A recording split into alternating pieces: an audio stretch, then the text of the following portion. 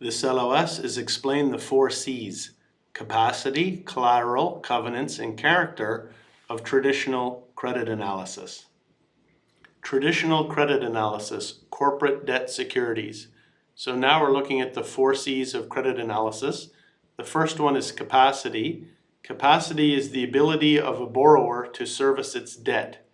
To determine that, credit analysis, in a process similar to equity analysis, starts with industry analysis and then turns to the examination of the specific issuer, the company analysis.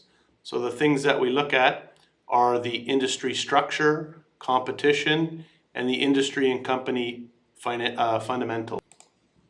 It's in this area, in terms of the capacity, that we would also look at all the financial ratios. Then we're going to look at collateral, which is the asset value, and analysis is typically emphasized more with lower credit quality companies. And so the things that we'd look here is the value of the assets, the depreciation of the book value, and intangible assets that could be sold. Regardless of the nature of the business, the key point of collateral analysis is to assess the value of the assets relative to the issuer's level and seniority ranking of debt. The third C is covenants. Covenants are meant to protect creditors while also giving management sufficient flexibility to operate its business on behalf of and for the benefit of the shareholders. They are integral to creditor agreements, whether they are bonds or bank loans, and they spell out what the issuer's management is 1, obligated to do, and 2, limited in doing.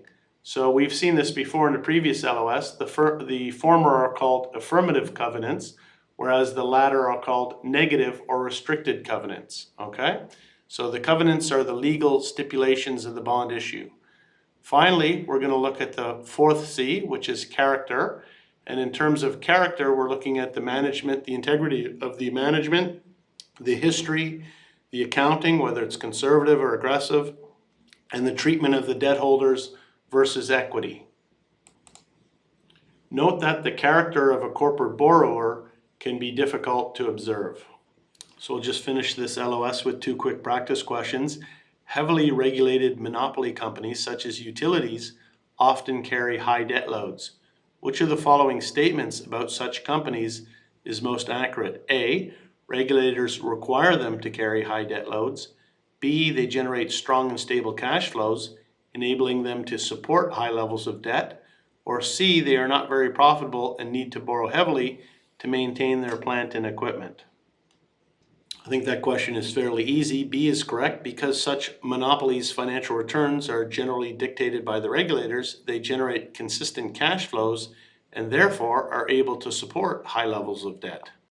And one last practice question to finish this LOS. Which of the following would not be a bond covenant? A, the issuer must file financial statements with the bond trustees on a timely basis. B, the company can buy back as much stock as it likes. Or C, if the company offers security to any creditors, it must offer security to this bond issue. This question is looking for the negative. It says, which of the following would not be a bond covenant? So the way that I like to do these is to turn them into the true or false and look for the false, because you're looking for the negative.